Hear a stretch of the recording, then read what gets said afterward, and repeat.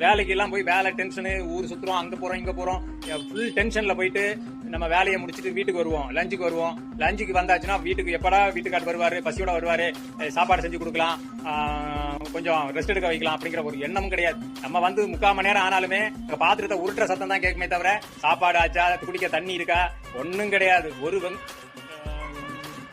Hi, இதுதான் எனக்கு மனைவி. உங்களுக்கு தெரியும், அவங்க கிச்சன்ல நல்லா வேலை செஞ்சு டயர்டாகி வீட்டுக்காரர் வீட்டுக்கு வந்த உடனே ருசியா சாப்பாடு கொடுக்கணும் அப்படிங்கிறதுக்காக வெயிட் பண்ணிட்டு இருக்காங்க.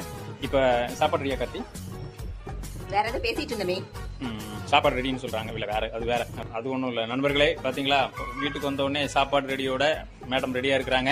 இன்னைக்கு சாப்பிட்டுட்டு நம்ம கொஞ்சம் ஒரு 10 நிமிஷம் 1/4 மணி நேரம் ரெஸ்ட் எடுத்துட்டு மறுபடியும் நம்ம வேலையை பார்க்க போனோம். உழைச்சாதானங்க வீட்டு குடும்பத்தை பாருங்க சந்தோஷமா இருக்கா பாத்தீங்களா. நம்ம உழைச்சாதான் அவ சந்தோஷமா இருப்பா, நம்ம குழந்தைங்கள்லாம் சந்தோஷமா இருக்கும்.